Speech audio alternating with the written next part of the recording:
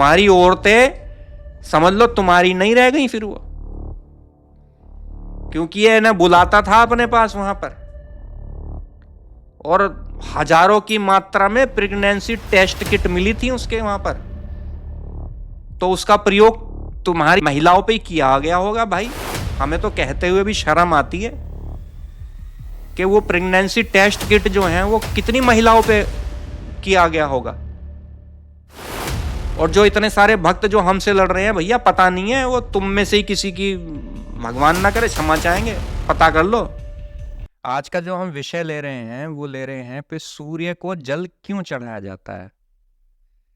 अभी हमने संत रामपाल की एक वीडियो देखी, उसमें एनिमेशन की वीडियो है कि उसमें कुछ हमारे ब्राह्मण जो है वो सूर्य को जल दे रहे हैं। उधर कबीर पानी में उतरता है और वो सीढ़ियों पे फेंकने लगता है। उधर से ब्राह्मण पूछते हैं कि अरे तुम ये क्या कर रहे हो, तो कहता है कि मैं अपनी क्यारी में पानी डाल रहा हूँ, मेरा घर बहुत दूर है तो मैं उसमें क्यारी में पानी डाल रहा हूँ। तो ब्राह्मण कहते हैं कि भाई ये तो सीढ़ियां हैं, तुम्हारी क्यारी तक तो पानी कैसे पहुंच जाएगा। तो कहता है कि जो आप सूर्य को जल दे रहे हो वो पितरों तक कैसे पहुंच जाएगा, भगवान तक कैसे पहुंच जाएगा। तो कहने का तात्पर्य ये था कि वो एनिमेशन के माध्यम से, और वो जो मूवी बनाई थी उसने, जो फिल्म बनाई थी उसने, वो इसलिए बनाई थी कि ये बता रहा था कि सूर्य को जल चढ़ाना बेवकूफ़ी है, और जो हमारे ब्राह्मण और जो पंडित उस समय और जो हमारा हिंदू समाज जो सूर्य को जल चढ़ाता है वो मूर्खता का काम है। सबसे पहले तो कबीर के संदर्भ में कहना चाहूंगा कि रामपाल और कबीर, आज जितने भी ये भक्त हैं रामपाल के, आज बहुत अच्छा अवसर है, मैं आपको बताता हूं इसके अनपढ़ होने का। आज मैं आपको प्रमाण दूंगा। और कबीर अनपढ़ था, गंवार था, बेवकूफ था, इसका प्रमाण देने की भी आवश्यकता नहीं है। वो सर्वविदित है, सब जानते हैं कि वो एक अनपढ़ था। तो सबसे पहले जो कबीर जो सीढ़ियां धो रहा था, मैं उसके संदर्भ में बात करना चाहूंगा कि मेरे रामपाल के प्यारे से भक्तों, तुम्हारी आज स्थिति यह है कि जैसे धोबी का कुत्ता होता है ना, घर का ना घाट का, ये संत रामपाल जैसों ने तुम्हारी स्थिति ऐसी बना दी है। ना तुम घर के रहे ना घाट के रहे। अगर तुम हिंदू नहीं हो तो तुम क्या हो, मुझे तो समझ में नहीं आ रहा। तुम्हें कहा जाए तो क्या कहा जाए। तुमने अपनी स्थिति ऐसी कर ली है, या तो तुम मुसलमान बन जाओ। मुसलमान बन जाओगे तो तुम्हें वहां पे दफनाने भी नहीं आते। जब तुम, ईश्वर ना करे भैया, प्राण तो सभी के, एक दिन संसार को छोड़ के तो सभी को जाना, लेकिन जब तुम लोग जाओगे तो तुम्हें तो दबाने के लिए भी भूमि, पता नहीं कैसी कैसी भूमि मिलेगी तुम्हें। नाले के पास, गटर के पास, झोड़ के पास तुम्हें जगह, तुम्हें जमीन दी जाएगी, तुम्हें वहां दफना के आएंगे तुम लोगों को फिर। क्योंकि जो भेदभाव मुसलमानों में है उतना भेदभाव शायद ही कहीं हो दलितों के साथ। ईसाइयों के अंदर भी यही स्थिति है, वहां भी जो है उनके, तुमने कई लोगों ने ईसाई धर्म अपना लिया, तो वहां पे तुम्हारे चर्च अलग, कब्रिस्तान अलग। ऐसी मुसलमानों में है। मुसलमानों में तो मदरसों तक में नहीं जगह मिलती, वहां पढ़ाई भी अलग से करवाई जाती है, उन्हें बैठाया नहीं जाता। तो सबसे पहले तो मैं इस कबीर के लिए कहूंगा कि भाई तुझे हिंदू धर्म में सूर्य पे जल चढ़ाने में इतना दोष दिखाई दिया, तो जो तुम वहां पे जाके मक्का मदीना में, मक्का जाते हो तुम, वहां मक्का मदीना में जाते हो और वहां जो शैतान को जो पत्थर मारते हो तुम, जरा उसके बारे में बता दे हमें कुछ, जरा थोड़ा बहुत, कि वो पत्थर क्यों मारते हो उसे। एक पत्थर को शैतान बोलकर तुम उसमें जो पत्थर मारते हो, कबीर ने कभी अपनी चौपाइयों में उसे नहीं गाया, नहीं गा सकता था वो, क्योंकि वो कट्टर मुसलमान था, वो इस्लाम का काम कर रहा था। आज हम विषय लेके बैठे हैं कि सूर्य को जल क्यों दिया जाता है। पहली बात तो देवताओं को तर्पण सूर्य के माध्यम से नहीं किया जाता, इसलिए वो जो एनिमेशन मूवी बनाई थी उसमें गलत था। सूर्य को जल जब हम देते हैं तो ये प्रिज्म के सिद्धांत को भी मान्यता देता है। प्रातः काल जब सूर्य उदित होते हैं तो उनकी जो पहली किरणें होती हैं, उस किरणों में सूर्य स्नान भी सब व्यक्तियों को करना चाहिए, क्योंकि विटामिन डी की कमी उससे पूरी हो जाती है व्यक्ति की। जब छोटे बच्चे होते हैं, उनको पीलिया होता है, तो सूर्य की जो सबसे पहली किरणें होती हैं, अगर उसमें बच्चों को बैठाया जाए तो बच्चों का पीलिया समाप्त हो जाता है। सब पढ़े लिखे जानते हैं इस बात को। कबीर तो इसे भी रुकवा देता है। जब पैदा हुआ होगा, उसको जो पीलिया हुआ होगा, उसको भी ऐसे ही बैठाया होगा। ये भी निश्चित बात है। सूर्य को जल प्रातः काल देना चाहिए, जब सूर्य उदित होते हैं। और ये खाली एक लोटा नहीं दिया जाता, कम से कम 8-10 लोटे दिए जाते हैं, और मस्तक से ऊपर रखकर भगवान सूर्य को जल चढ़ाया जाता है। क्योंकि जब जल चढ़ाया जाता है, उस वक्त सूर्य की किरणें उस जल से प्रवाहित होती हुई हमारे शरीर के ऊपर आती हैं, और हमारे शरीर में रोग प्रतिरोगात्मक शक्तियां हमारे शरीर के अंदर आती हैं। अर्थात शरीर के अंदर बहुत से ऐसे रोग होते हैं जो सूर्य की किरणों से समाप्त हो जाते हैं। और जब ये किरणें पानी में से छन के आती हैं, तो उनकी शक्ति बढ़ जाती है। जिनको स्किन की दिक्कत हो, शरीर के अंदर रक्त संबंधी कोई दोष हो,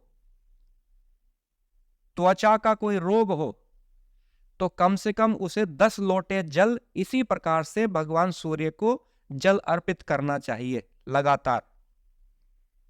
आप देखेंगे महीने 2 महीने के अंदर आपके शरीर के अंदर से बहुत बड़े बड़े रोग अपने आप ही स्वतः दूर होने लगेंगे। ये मेडिकल साइंस है, ये अंधविश्वास नहीं है। ना तो ये कबीर, ना तुम्हारा संत रामपाल, इस बात से ही इसने ये वीडियो बना के ये पूरी तरह से प्रमाणित कर दिया कि ये कितना अनपढ़ और मूर्ख था। और मैं संत रामपाल के चेलों से भी कहूंगा कि भाई, पढ़ाई लिखाई तो तुम भी करते होगे, थोड़ा सा तुम भी समझने का प्रयास करो कि जो गलत बातें जो तुम्हें सिखाई जा रही हैं, आगे से आने वाले समय में तुम्हारे बच्चों को भी कितना गलत असर पड़ेगा इन चीजों का। लेकिन तुम्हें मतलब नहीं है। तुमने एक ऐसे व्यक्ति को गुरु बना रखा है जो प्रेगनेंसी टेस्ट किट जो है अपने आश्रम में रखता है। जो तुम्हारे समाज की महिलाएं उसके पास आती हैं, उनके लिए उसने एबॉर्शन सेंटर खोल रखे हैं। अब ऐसे गुरु से तुम क्या अपेक्षा रख सकते हो ऐसे के? तो अब हम सूर्य के जल के विषय में आ जाएंगे, बार बार हम संत रामपाल पे चले जाते हैं, ये भी गलत बात है थोड़ी सी। चलिए, अभी हमने बताया था कि सूर्य पे जल किस प्रकार से दें, और शरीर पर जल, इसका शरीर के ऊपर किस प्रकार से प्रभाव पड़ेगा। और केवल जल के माध्यम से नहीं, हमारे वेद और शास्त्र के अंदर जो है वो योग में भी सूर्य नमस्कार आता है। 12 मंत्र हैं उसके। जो व्यक्ति सूर्य नमस्कार करता है उसके शरीर में कभी भी रोग नहीं आते। अब कबीर क्या जाने सूर्य नमस्कार के बारे में, योग के बारे में, आसन के बारे में, क्या जाने? वो पढ़ा लिखा होता है, योग को समझता है। अब संत रामपाल तो योग को भी खराब बताता है, प्राणायाम को भी खराब बताता है। जब कोरोना हुआ था तो उस वक्त जो आपके दिल्ली एम्स में जो डॉक्टर हैं, हमने वहां भी क्लास दी थी। हम वहां भी जो कुछ उसके मुख्य डॉक्टर हैं, हम उनके पास गए थे वहां पर, और वहां हमने 1 दिन की क्लास दी थी वहां पर भी। एम्स के डॉक्टर हो चाहे वेदांता के डॉक्टर हो, जब कोई दवाई आराम नहीं कर रही थी तो उस वक्त उन्होंने योग को अपनाने की सलाह दी थी लोगों को। डॉक्टर्स कहते थे कि प्राणायाम करो, मेडिटेशन करो, मंत्रों का जाप करो। लेकिन ये संत रामपाल जो तुम्हें अफीम खिलाता है, वो तुम्हें इस संदर्भ में क्यों जानकारी देगा? अब ये ना तो अनपढ़ गंवार तुम्हारा ये कबीर इस चीज को जानता, ना तुम्हारा संत रामपाल जानता। इसके बंधन से मुक्त हो जाओ। अगर तुम इसके बंधन से मुक्त हो जाओगे तुम्हें सब कुछ ज्ञान अपने आप प्राप्त होता चला जाएगा। हम तुम्हें ज्ञान देने के लिए मना नहीं कर रहे। हमारे यहाँ कोई जातिवाद नहीं है, कोई भी किसी, और हिंदू समाज इन चीजों से बहुत परे है। ये जातिवाद भी तुम ही फैला रहे हो। तुम्हें और कोई नहीं दिखाई देता कि तुम्हारे ऊपर इस्लाम ने कितना अत्याचार करा, ईसाइयों ने तुम्हारे ऊपर कितना अत्याचार करा, आज भी बहुत अत्याचार कर रहे हैं तुम्हारे ऊपर, लेकिन तुम्हें वो दिखाई नहीं देता। इसलिए अपनी संस्कृति को अपनाओ, तुम्हें कोई मना नहीं कर रहा। हमारा दरबार लगता है, उसके दरबार में कोई भी आ सकता है, कोई छुआछूत नहीं है, लेकिन हाँ, हमारे यहाँ पे मीट मांस खाने वाले को हम प्रवेश नहीं करने देते। जो दूसरों जीवों की हत्या करके सोचता है कि मैं भगवान को अपना लूंगा और हमारे पास आ जाएगा, उसे हम बिल्कुल छुआछूत मानते हैं भाई। जो मीट मांस खाते हैं, चाहे वो कोई, चाहे उसे स्वर्ण जाति का हो, चाहे स्वर्ण जाति का ना हो, अगर वो मीट मांस खाता है तो उसे हम प्रवेश भी नहीं कराने देते अपने यहाँ पर, चाहे कोई भी व्यक्ति हो। चाहे देश के प्रधानमंत्री अगर ये कह दें कि मैं मीट मांस खाता हूं, तो उनसे भी नमस्कार कर लेंगे, गेट के बाहर खड़े हो जाओ। यहां उस व्यक्ति को बुलाया जाता है जो शाकाहारी है, जो जीवों के प्रति अपने हृदय में स्थान रखता है। तो सूर्य को जल प्रतिदिन दिया करो, हमारी बात मानो, अपने बच्चों से प्रतिदिन सूर्य को जल चढ़वाओ। इससे उनके स्वास्थ्य बहुत अच्छा रहेगा, उनको स्किन की किसी भी प्रकार की समस्या नहीं होगी। अगर किसी को बहुत जटिल भी स्किन की समस्या है तो वो भी दूर होने लगेगी। यहां तक कि रक्त के अंदर कोई बहुत बड़ा दोष उत्पन्न हो गया है तो वह दोष भी समाप्त हो जाएगा। और आपको सबसे बड़ी बात बताऊंगा मैं कि प्रतिदिन जो 10 मिनट, कम से कम 10 मिनट जो सूर्य को जल देते हैं, चढ़ाते हैं, इसकी प्रक्रिया ऐसा नहीं है कि दोपहर में जल चढ़ा दोगे, नहीं। प्रातः काल जब सूर्य उदित होते हो, जो पहली किरणें उसकी आ रही हो, उसमें आप जल चढ़ाइए। आपको जीवन में कभी भी किसी भी प्रकार की कैंसर जैसी बीमारियां नहीं होंगी, अगर इसको सही प्रकार से निभा लोगे तो। ये हमारी गुप्त विद्याएं हैं जिनको आज संसार, दुनिया अपना रही है। तो इन बेवकूफों के चक्कर में नहीं आओ। अपने घर के अंदर स्त्रियों से, तुम स्वयं और अपने बच्चों से सुबह सुबह सूर्य को जल चढ़वाया करो। और उसके साथ गायत्री मंत्र का, यदि आप, जैसे सूर्य को जल चढ़ाया जाता है और गायत्री मंत्र अगर पढ़ दिया जाता है तो उससे तो बहुत ही लाभ मिलते हैं। क्योंकि गायत्री मंत्र के एक शब्द पढ़ने से 1.5 लाख तरंगे आपके शरीर से प्रवाहित होती हैं। तो उधर तो सूर्य की तरंगे आ रही हैं, इधर आपके शरीर से पॉजिटिव, सकारात्मक तरंगे निकल रही हैं। तो जब हम गायत्री मंत्र के साथ सूर्य देव को जल चढ़ाते हैं तो इसका दुर्लभ असर हमारे शरीर के ऊपर, हमारे मन के ऊपर, हमारी इंद्रियों के ऊपर पड़ता है। ये शरीर ना रह के एक ओजस्वी शरीर बन जाता है। ये हमारा विज्ञान है, इसको अपनाओ और अपने परिवार को, अपने बच्चों को स्वस्थ बनाओ। केवल सूर्य नमस्कार करने से, सूर्य को गायत्री के साथ जल देने से आपके अंदर एक सकारात्मक पॉजिटिव एनर्जी का निर्माण होता है। कई व्यक्तियों के अंदर बहुत काम वासनाएं प्रचुर मात्रा में होती हैं और ये दुनिया की ऐसी, ये भी एक बीमारी की तरह है। अगर किसी में अति काम वासना है तो ये एक बीमारी का रूप बन जाती है। और जब आप प्राणायाम करेंगे, सूर्य नमस्कार के आसन करेंगे, उसके बाद आप सूर्य को जल देंगे तो आपका मन जितनी भी प्रकार की अति वासनाएं हैं उनसे आप परे हो जाएंगे। आपका मन उन चीजों से दूर होता चला जाएगा अपने आप ही। एक पॉजिटिव एनर्जी आपके अंदर, एक पवित्रता का अनुभव आपके अंदर बनेगा। ये हमारी प्राचीन संस्कृति है। अब वो मुसलमान कबीर को क्या पता, पढ़ा ना लिखा, उसे कहां योग के बारे में पता है, कहां अष्टांग योग के बारे में पता है। अब ये 7 चक्र हैं, उसमें भी ये 8, 9, 10 चक्र बना देते हैं ये। अरे जो रिसर्च कर दी गई, जो जितना जो चीज है वो वही रहेगी, उससे अलग नहीं हो सकती। तो इस प्रकार से मैं बड़े प्रेम के साथ सभी भक्तों से ये कहना चाहूंगा कि पाखंडियों के जाल से मुक्त हो जाओ और विज्ञान की तरफ बढ़ो, धर्म की तरफ बढ़ो। और ये जो पूजा पद्धति बताता है, इसके बारे में भी सुनो, मैं बताता हूँ। शास्त्रों के अनुसार पूजा पद्धति अपनानी चाहिए। तुम्हें पता है शास्त्रों के अनुसार पूजा पद्धति किस प्रकार से अपनाई जाती है? हमारे वेद और शास्त्र में अग्निहोत्र को सर्वोपरि माना गया है। केवल एक विधि है भगवान की पूजा पद्धति में, एक विधि है, वो है अग्निहोत्र, जिसे आप हवन भी बोलते हो। तो क्या कभी रामपाल ने अपने यहाँ कभी हवन करा है? कभी हवन का अनुष्ठान किया है? बड़ा शास्त्रों के आधार पे, शास्त्र के आधार पे पूजा करो, शास्त्र के आधार पे पूजा करो। उसमें शास्त्र बोलना भी नहीं आता। उस शास्त्र के आधार पे उसने कभी यह नहीं बताया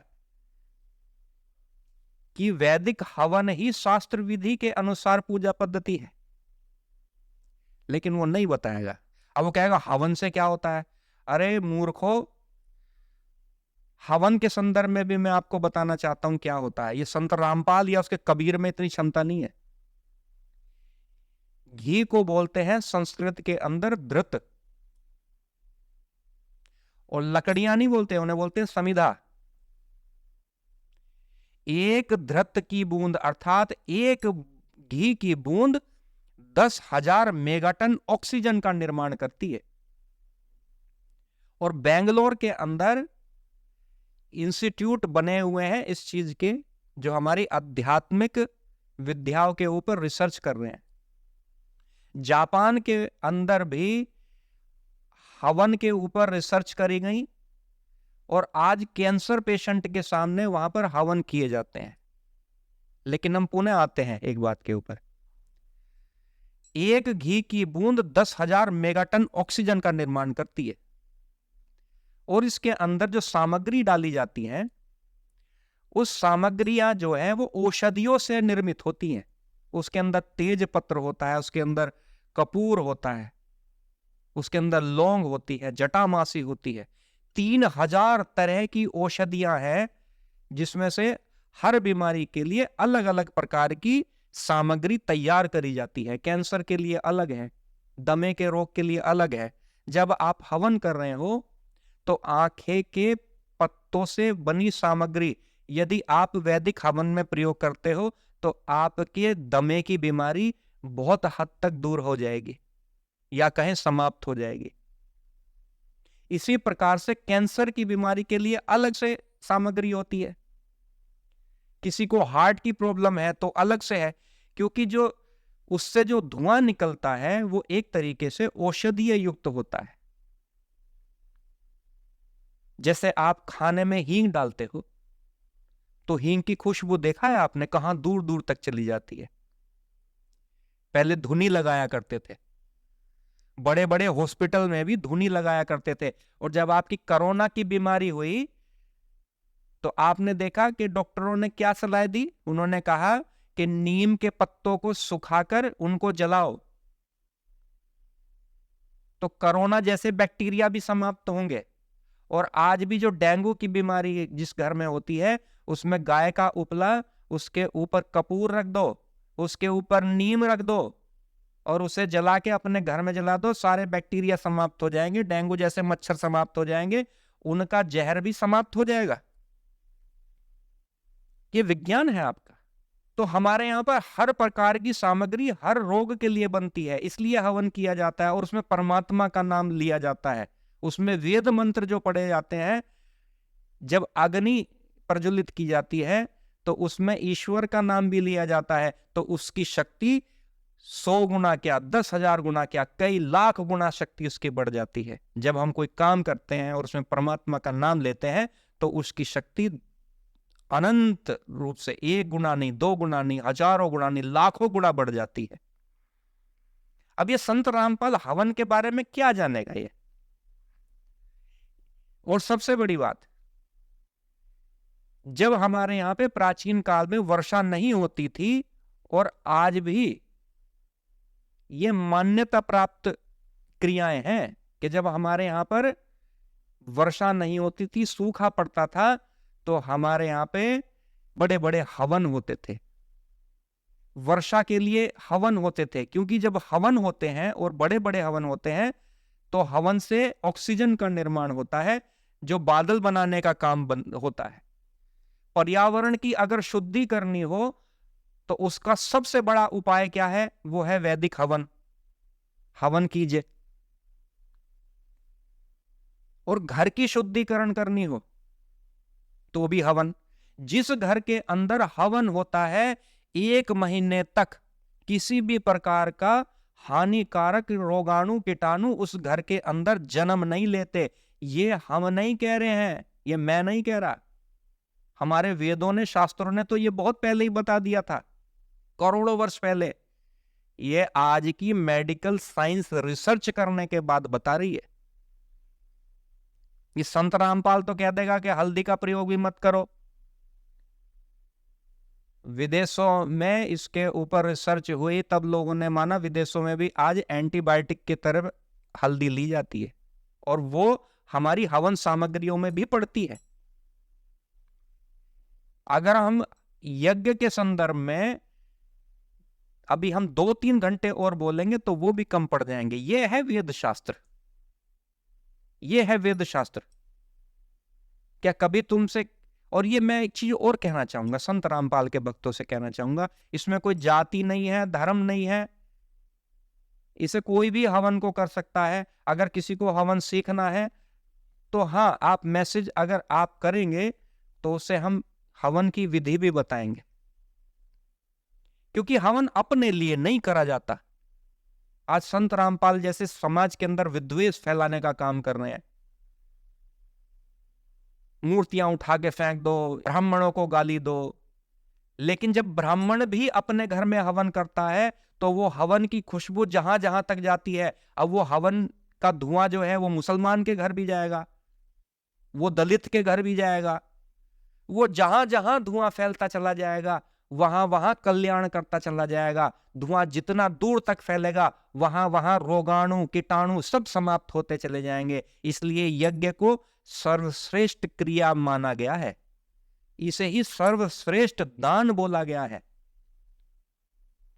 इसलिए यज्ञ हर घर के अंदर होना चाहिए, हर परिवार के अंदर यज्ञ होना चाहिए, और संत रामपाल हर घर के अंदर नहीं होना चाहिए, कबीर हर घर के अंदर नहीं होना चाहिए, क्योंकि इन्हें तुम घर के अंदर लेके आओगे तो रंडवे होने की तैयारी शुरू कर लो। तुम्हारी औरतें समझ लो तुम्हारी नहीं रह गई फिर वो, क्योंकि ये इन्हें बुलाता था अपने पास वहां पर, और हजारों की मात्रा में प्रेगनेंसी टेस्ट किट मिली थी उसके वहां पर, तो उसका प्रयोग तुम्हारी महिलाओं पे किया गया होगा। भाई हमें तो कहते हुए भी शर्म आती है कि वो प्रेगनेंसी टेस्ट किट जो है वो कितनी महिलाओं पे किया गया होगा। और जो इतने सारे भक्त जो हमसे लड़ रहे हैं, भैया पता नहीं है वो तुम में से ही किसी की, भगवान ना करे, क्षमा चाहेंगे, पता कर लो। हम नहीं कह रहे, हमने तो न्यूज चैनल में देखी थी ये सब चीजें कि वहां पे प्रेगनेंसी टेस्ट किट मिली, एबॉर्शन सेंटर उसने अपने यहाँ पे खोल रखे थे, राम बचाए। तो इसलिए अपने वैदिक संस्कृति पे वापस आ जाओ, इधर उधर भटकोगे तो हमने पहले ही कहा, धोबी का कुत्ता, न घर का न घाट का। अपने यहाँ रहोगे, मान सम्मान पाओगे, सब चीज मिलेंगी। दूसरी जगह जाओगे, दूसरे के घर में घुसोगे, मान सम्मान नहीं मिलेगा, जूते मिलेंगे।